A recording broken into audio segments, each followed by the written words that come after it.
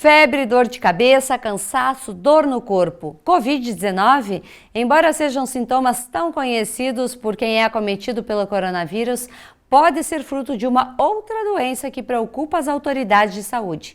A dengue. Recentemente, a Secretaria da Saúde do Rio Grande do Sul emitiu um alerta epidemiológico para a situação crítica em todo o estado. Isso porque a infestação do mosquito Aedes aegypti, transmissor da doença, já atinge 435 municípios, 90% do total. Em Erechim, diversas ações estão sendo tomadas para evitar o aumento de casos. E você pode ajudar a controlar a disseminação deste mosquito. Acompanhe. E a dengue é um assunto que preocupa os agentes de endemia, preocupa toda a área da saúde e preocupa muito também as pessoas que se contaminam com esse pequeno mosquitinho, mas que faz um estrago grande na vida de muitas pessoas.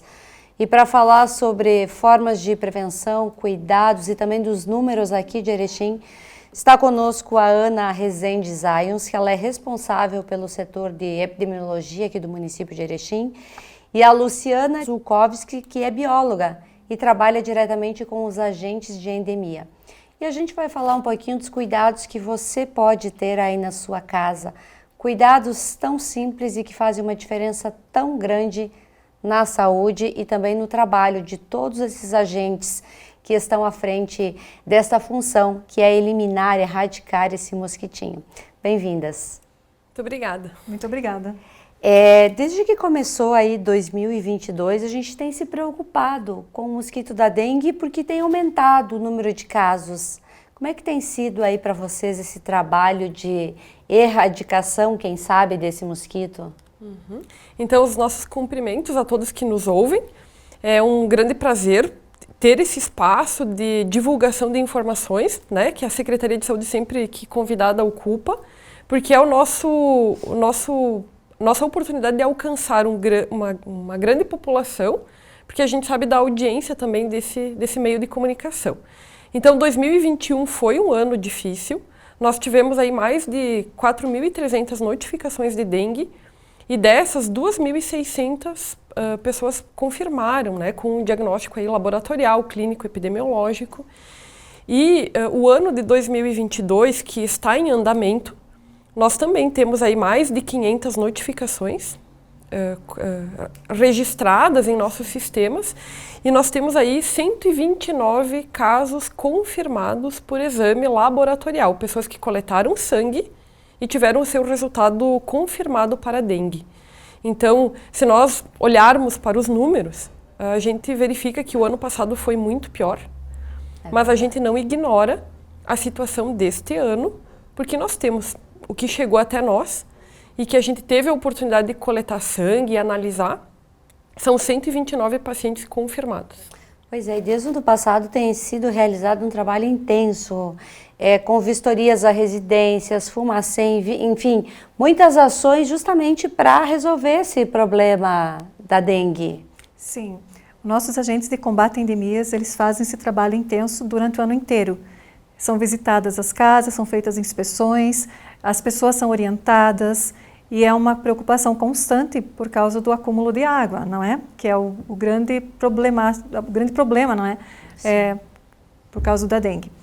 E nós temos aqui em Erechim, e pelo que eu vi em algumas outras reportagens, a caixa de água de chuva armazenada, que é um dos maiores problemas.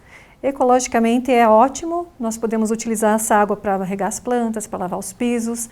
É ecologicamente maravilhoso, porque até por causa da estiagem e tudo mais, né?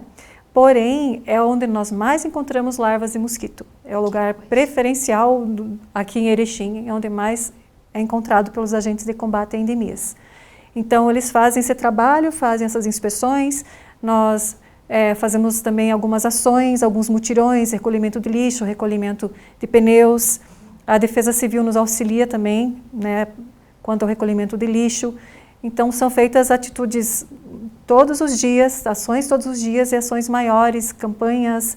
Tivemos no dia 26, no último dia 26, um mutirão também nos bairros que até então estavam sendo os mais com maior número de casos, que era o José Bonifácio, o Esperança e o Bela Vista.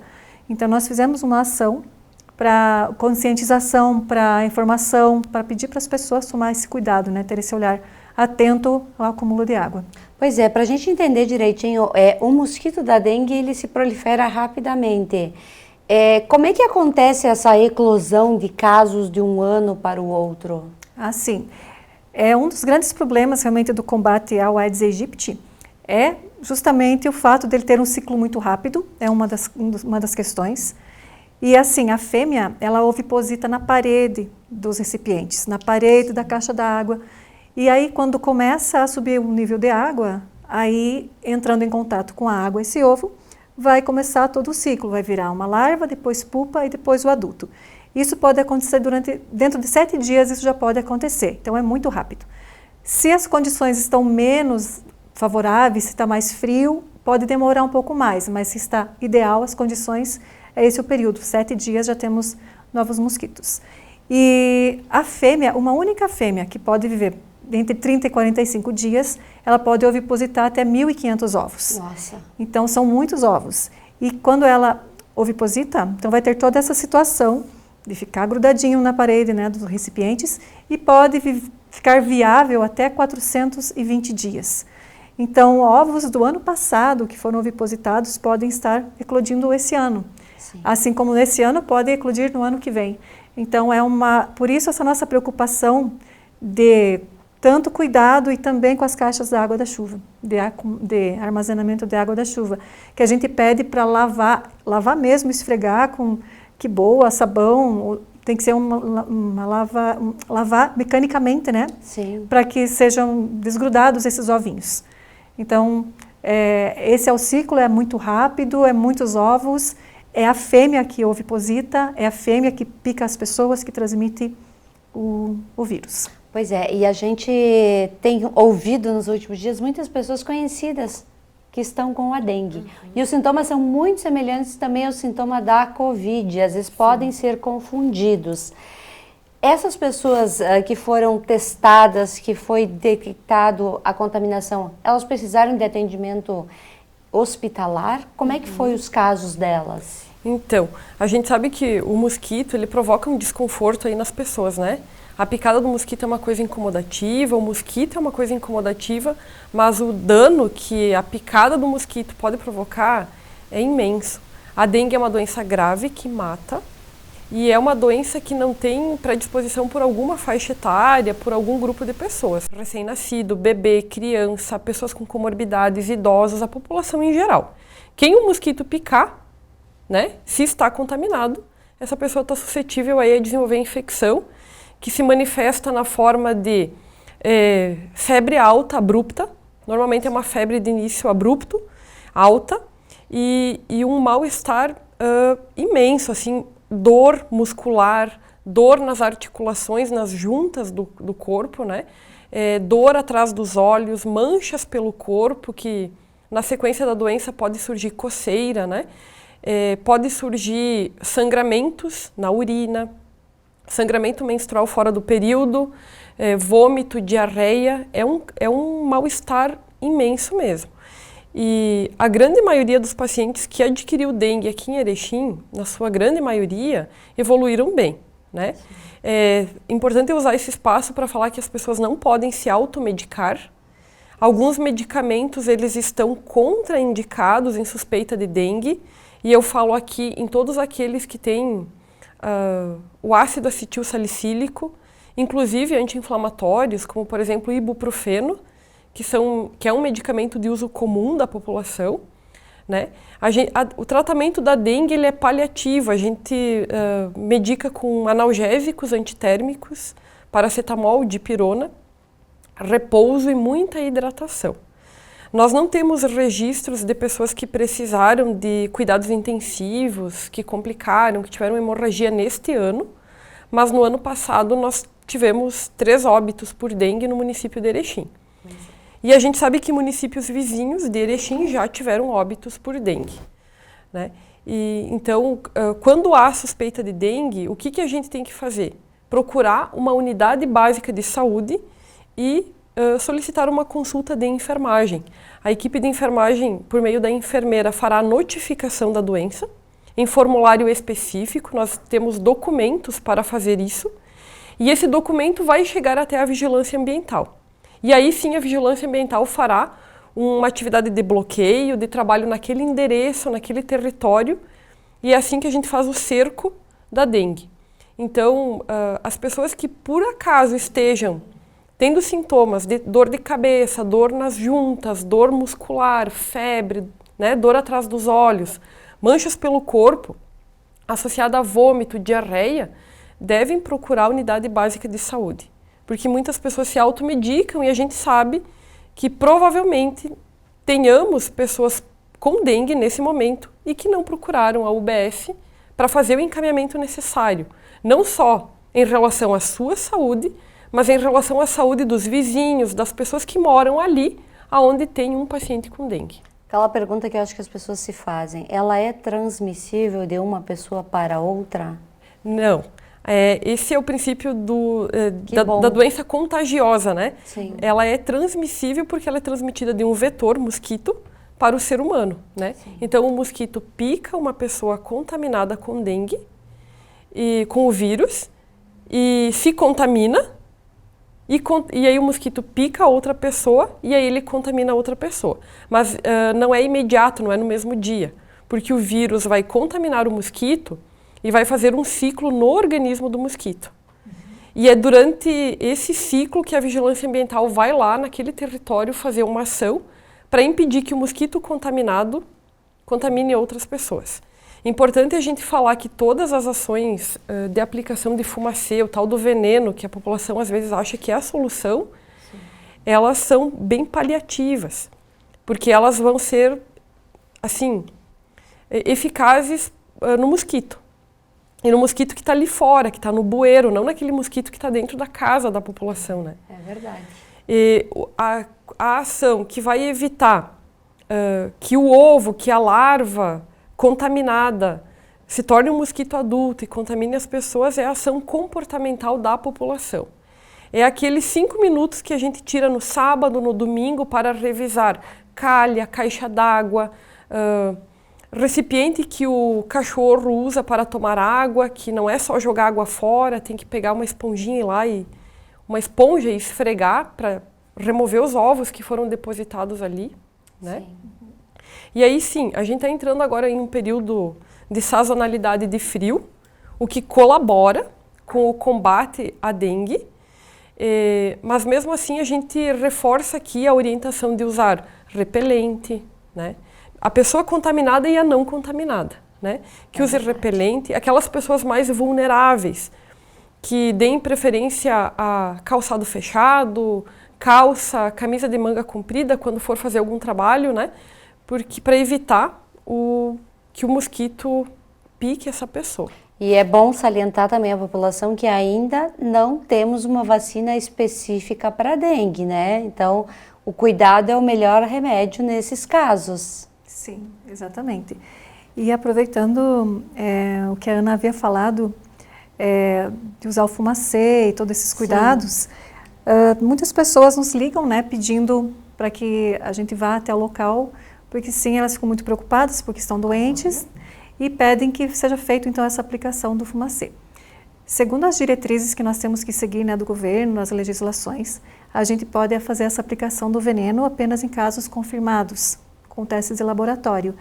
Então, por isso a gente não pode passar o veneno por toda a cidade, como, né, muitas pessoas gostariam. Tem que ser nesses casos que são confirmados. O Estado até tem algumas possibilidades dentro da legislação estadual de fazer isso, mas é uma outra esfera. Nós, no município, podemos fazer essas ações. Então, como a Ana falou, o bloqueio que ela se referiu, que é a aplicação do veneno, antes disso, nossas equipes de combate a endemias, eles vão no local, né? Aí verificam toda a área da casa da pessoa, o pátio, as casas vizinhas, para ver se existe algum foco, o que está acontecendo, se tem um problema ali. O mosquito pode voar até 300 metros, o que também é um problema, porque às vezes a pessoa cuida muito da sua casa, mas o mosquito vem da casa do vizinho. Então, são cuidados constantes, né, que a nossa equipe tem. Aí é feita a aplicação do veneno, conforme a Ana falou. E é sempre essa sequência, né, que é seguida. Então, por isso a gente fala, né, por isso que não é possível a gente passar o veneno em todos os lugares, por conta dessa legislação que a gente tem. E acontece muito que as pessoas, pelo dia a dia, pela rotina e tudo mais, acabam não percebendo que às vezes no pratinho do vasinho de flor tem água parada e tem larvas ali. É muito comum a pessoa estar contaminada, nossa equipe chegar no local e a pessoa ficar preocupada com o terreno do vizinho. E, no entanto, é encontrado larva na própria casa. Pois até então se recomendava retirar aqueles pratinhos debaixo dos vasos de flores e plantas. E as pessoas que mantêm esse vaso, tem que colocar alguma coisa ali, uma quibô, alguma coisa para evitar que esse mosquito chegue naquele local no momento que tem água? O melhor de tudo realmente é não ter os pratinhos, realmente. Mas claro, dá para colocar areia de uma quantidade que, se encher água de alguma forma, não forme uma lâmina de água, porque daí também não vai resolver. Tem que ser uma maneira que não acumule água. Se colocar areia, tem que tomar aquele cuidado para não ficar uma laminazinha de água também. Nos pratinhos, esse é o cuidado melhor que se pode ter, né? Para não ter o pratinho ou fazer isso, né? Sempre tomar cuidado. E se não tiver nem areia e não puder tirar o pratinho, então dá sempre realmente olhar, tomar cuidado quando molha as plantas, né? Para se acumular água, já tira essa água, é um cuidado constante, né? Para evitar esse problema. Os ralos também, a gente costuma encontrar muitas larvas nos ralos. Olha só. Uma alternativa que a gente recomenda é a utilização de pastilhas de cloro. Tanto nas caixas de água de chuva, né, armazenadas, às vezes os ralos de piscina, sabe, os ralos que são maiores, que tem todo aquele mecanismo de tratamento, às vezes fica uma aguinha acumulada também ali, também já encontramos larvas nesses locais. Então, são locais que a gente de repente nem imagina e a gente encontra larva também. Pois é, a gente está dessa transição de estação, uns torcendo para que o frio não venha, outros torcendo para que o frio venha. É importante que venha bastante frio nessa época para a gente amenizar esses impactos? Sim, o frio realmente nos ajuda muito nesse sentido, porque os mosquitos adultos, eles preferem o calor. Então, eles até voam durante os períodos de frio, eles até picam as pessoas, só que bem menor, porque todo o metabolismo deles fica muito lento. A maioria acaba morrendo e aqueles que conseguem sobreviver ao frio, os resistentes, aí podem ainda causar algum problema. Mas sim, para nós, quanto aos mosquitos, o frio é muito bem-vindo. Ana, existe um bairro que tenha mais incidência de casos ou é meio que geral, assim, em todos os bairros? E aqui no centro também tem casos? Nós temos regiões da cidade com maior foco, com maior registro. Ano passado era a região do bairro São Cristóvão. Neste ano, como a Luciana falou, nós fizemos uma ação nas regiões do bairro Esperança, que é a região do município atualmente com o maior número de casos. Mas a gente tem casos esporádicos porque a população tem mobilidade, né? Sim. Então, moram em um local, porém trabalham em outro, e o mosquito a gente tem em toda a cidade, né? Então, basta ter uma pessoa infectada de uma região onde tem bastante casos, que trabalha em uma região onde não tem, mas lá tem um mosquito, que a infecção vai se disseminar, né? Talvez seja importante reforçar aqui que é esse esforço coletivo mesmo, durante o inverno inclusive, de revisar a caixa d'água, as calhas, né? Sim. E porque o nosso grande problema aqui no município de Erechim, reforçando a fala da Luciana, são as caixas d'água com o reservatório de água da chuva. Sim. Né? Que é um comportamento sustentável da população, mas que tem que ter cuidado. Então, essa caixa d'água tem que estar coberta, tem que ser revisada, periodicamente tem que lavar, e aí sim utilizar o cloro, a esponja, fazer a remoção mecânica desse material, porque os ovinhos não morrem com o frio. Eles sobrevivem por mais de 400 dias. Então, se a gente esquecer a dengue durante o inverno, quando chegar o mês de setembro, nós vamos ter um problema talvez maior do que a gente já teve. Pois é, e é todo ano essa mesma história, né, de que acontecem esses casos de dengue. Mas a gente tem escutado que o Brasil todo está com problema de dengue esse ano, né? O Rio Grande do Sul tem mais de 400 cidades com altos índices de dengue. Por que está tão disseminado assim? Realmente por conta da mobilidade das pessoas, né? E por conta também da falta dos cuidados.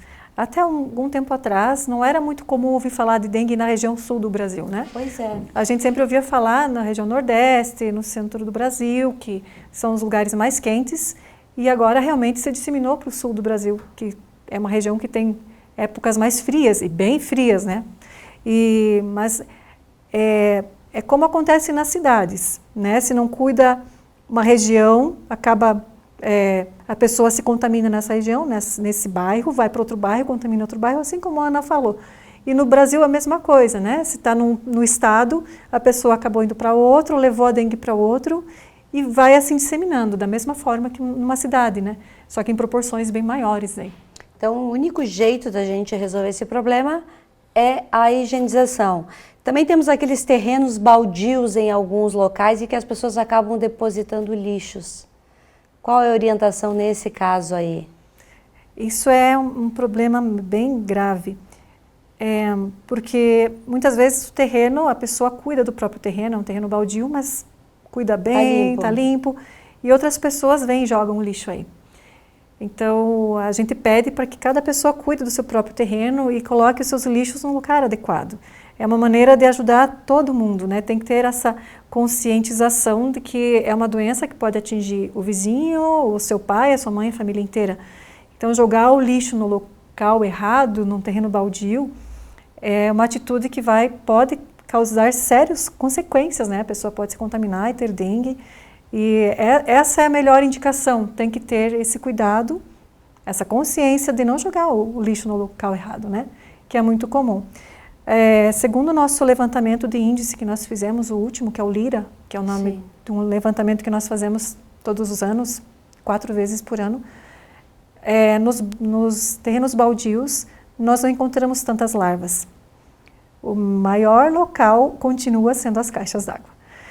Ainda nos locais que tem lixo, ainda em todas essas áreas que podem acumular água, claro, foi encontrado, tem que cuidar, é grave, mas ainda assim eu acho curioso falar que as pessoas às vezes ficam bem apavoradas e preocupadas com o lixo nos terrenos baldios e realmente tem que tomar cuidado, não pode ter, mas é legal ressaltar isso, que ainda estão mais concentrados ainda nas caixas d'água. Pois é, e para a gente resolver esse problema, teria outra forma de acondicionar essa água a não ser em caixas d'água? Teria uma outra ideia de como guardar essa água? O que você sugere nesses casos? Teria que ser realmente uma caixa, porque vai ser acumulado muitos litros, às vezes 15 mil litros. Muito litro de água.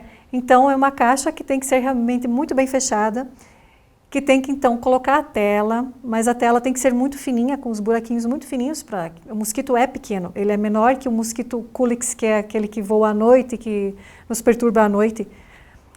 Então a fêmea consegue passar normalmente por essas telas, então tem que ser telas muito, muito fininhas. Tem todo um aparato que você pode fazer para colocar uma torneira para verificar sempre, aí dá uma batida na caixa d'água, abre a torneira e vê se está saindo larva. Isso pode, sim, e muito bem fechada e sempre com essa higienização. Se quiser ter água armazenada, tem que ter esses cuidados, principalmente lavar as caixas. Hoje nós temos agentes percorrendo os bairros todos os dias ou esse trabalho é feito em alguns dias da semana? Como é que funciona essa dinâmica toda? Nós temos os agentes de endemia, inclusive vinculados às equipes de saúde da família dos bairros. Então, são agentes de endemias que se fixam em um território e observam aquele território o tempo todo. Então, aquele terreno baldio que talvez tenha um problema com lixo, ele está sendo monitorado sempre pelo agente de endemia. E bem importante que a população receba os agentes de endemia, né? Que abra o portão, que permita que o agente de endemia possa fazer a verificação da caixa d'água, porque essas dúvidas o agente de endemia está preparado para diluir lá junto à família, né? Com certeza. A orientação de ralos de água que às vezes a população não sabe que tem que ter o cuidado. O agente de endemia tem um olhar clínico para identificar onde pode estar havendo acúmulo, né? E não é um poder de polícia, não é uma fiscalização, né, para apontar erros, para que a gente não tenha mais óbito em Erechim por dengue. Verdade. E agora a gente deixa um pouquinho de lado ou usa com menos frequência o álcool gel, mas em compensação o repelente ele tem que ter sempre, a gente sempre tem que ter junto. Na entrada de casa já tem que ter o repelente, né? O que vai resolver o problema. Sim, ajuda muito, muito mesmo. Também a gente recomenda a utilização dos venenos que a gente compra no mercado, enfim, são paliativos, né? Sim, e a higienização, né? Sim, exatamente. E assim, tem uma coisa interessante também de se comentar, que esse mosquito gosta de água parada. Então, muitas pessoas às vezes ficam preocupadas com os rios, com os riachos. Sim. Ali nós não vamos encontrar o Aedes aegypti. Ali não é um lugar adequado para eles. Eles preferem as águas paradas e limpas. Então, muitos ligam para nós preocupados, ou em terrenos que tem banhado, que tem água parada ali, mas nesses terrenos acaba tendo sapo, acaba tendo outros aves, outros animais que vão se alimentar dessas larvas. E nos açudes com peixes também, às vezes as pessoas nos perguntam, também não tem problema, porque se tem peixe, ele vai se alimentar também das larvas. Então, são curiosidades e coisas importantes, porque às vezes a população fica muito preocupada e nos liga, né? E quanto então a rios, riachos, isso não vai ter mosquito da dengue, a não ser que por acaso um lixo parou ali, acumulou uma água, mas normalmente no riacho que está correndo não vai ter problema. Bom, eu quero agradecer a presença da Ana e a presença da Luciana aqui hoje falando desse assunto tão importante que todos nós devemos fazer a nossa parte.